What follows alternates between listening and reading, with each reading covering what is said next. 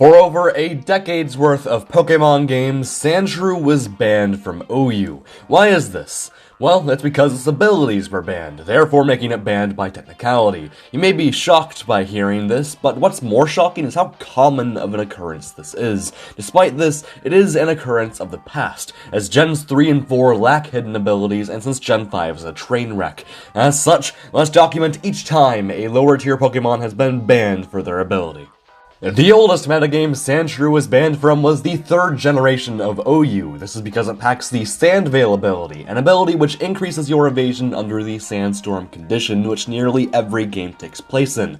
It was in fall of 2020 that Sand Veil was banned from ADV OU for being an overly luck-reliant and inconsistent cheese strategy, which actively removed said strategy from the game. The highest tiered user of the ability was Dugtrio, who used Arena Trap anyway and wasn't affected by this ban in the slightest. As for UU users, Gligar only had its ability banned and can still use Hyper Cutter in OU for any team that instantly wanted to lose. As for when it did have Sand Veil though, it was an absolute terror. With a Swords Dance set backed by the safety of Substitute, it can 2-hit KO almost every Pokemon, which isn't even that hard to do when you can spam Substitute to fish for misses. The most infamous user though was Cacturn, who resided in NU. This is because it could hide behind a Substitute and stall with Leech Seed while supporting its team of Spikes, which made it so that switching wasn't even an effective answer to it.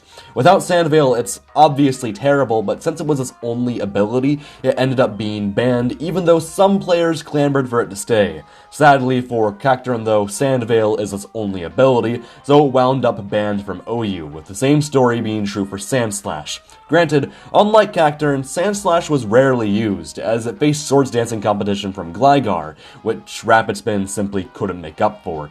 As for NFEs, Diglett and Sandshrew obviously weren't used. Cacnea, however, was. Sure, it's extremely weak, but it still stands that even Cacnea could be used on teams which wanted a second Cacturn on their way to cheese wins.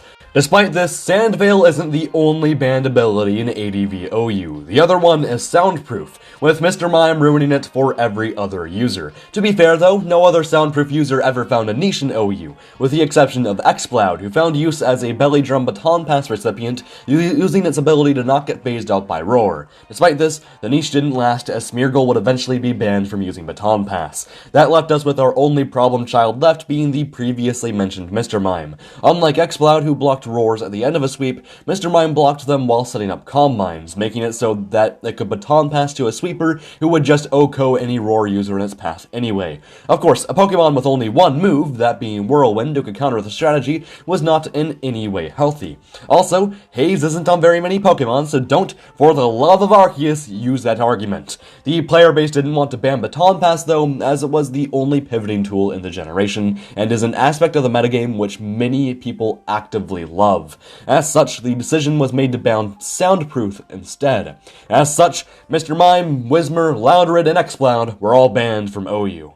In DBP OU, 2 abilities are yet again banned. This time though, Soundproof isn't one of them. This is because Baton Pass would be banned as a whole, a move made because U-Turn was added for pivoting to continue being an option. Despite this, Sand Veil was once again banned. This time, the best abusers were Garchomp, who would have been banned even without it, and Gliscor, who performed as Gligar did the last generation, and obviously shredded teams as a result. Despite this, Gliscor has Hyper Cutter as an alternate ability, so it wasn't banned. Cacturn was though, and justifiably so. Even more so than in ADV OU, Cacturn destroyed teams for the same reasons as in the last generation, with even Cacnea being a viable option. They're a big part of why Sand Veil is banned, and why Sandshrew and Sandslash are also banned from OU, with Gibble and Gabite being new additions to the banned club. The other ability to be banned though is Arena Trap.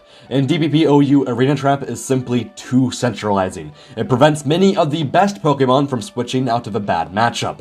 In a game like this where switching is your strongest option, an ability which prevents that is hugely unhealthy for any metagame it's in. Well, almost everyone, that is. As for why it's not banned in ADV OU, it's because the metagame just naturally handles Dugtrio quite well with all the Baton Pass and ground immune Pokemon flying around. Almost Pokemon who can take a hit and OHKO it in return. ADV OU is an exception though, which is why Arena Trap was once again banned. The reason for Dugtrio not being banned as a whole is because it fits quite nicely into UU, and also so YouTubers like me can clickbait how broken Diglett supposedly is. I say this because with both of their abilities banned, Diglett and Dugtrio ended up being banned from OU. As for UU, I already mentioned how Dugtrio wasn't banned, and is in fact quite healthy for the metagame. This is because DPP UU is quite similar to ADV OU, and that there are many Pokemon who Dugtrio can't switch into, and many Pokemon which outright threaten to live and KO it or pivot out of it. Sandvale, on the other hand, is still broken, even when the otherwise niche Hippopotas is setting up Sandstorm, instead of the ubiquitous Tyranitar or Hippowdon.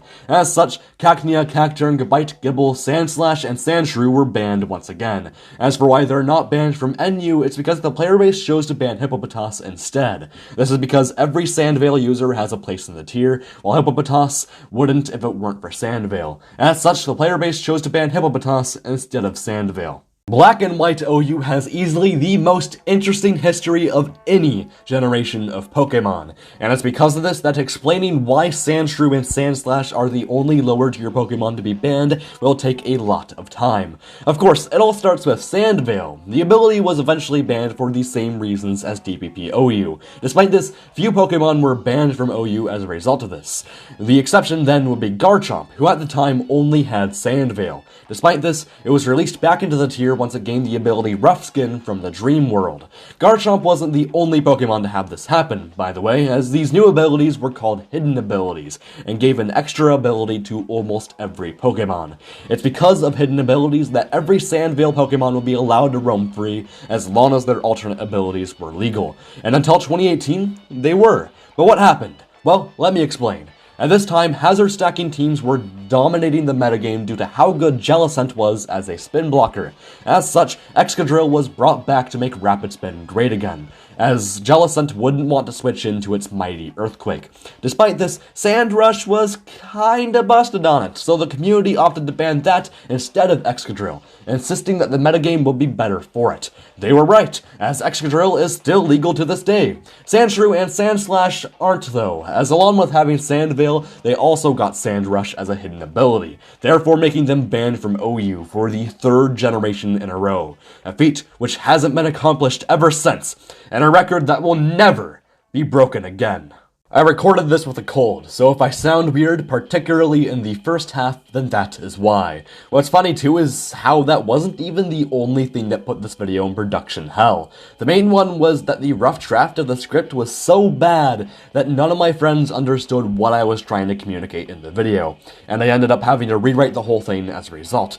This is why the video was actually quite a challenge to create, despite its short length. Normally, I make videos far longer than this, as I like to dive as deep into a topic as I can, but trust me when I say that this was as deep as I could go.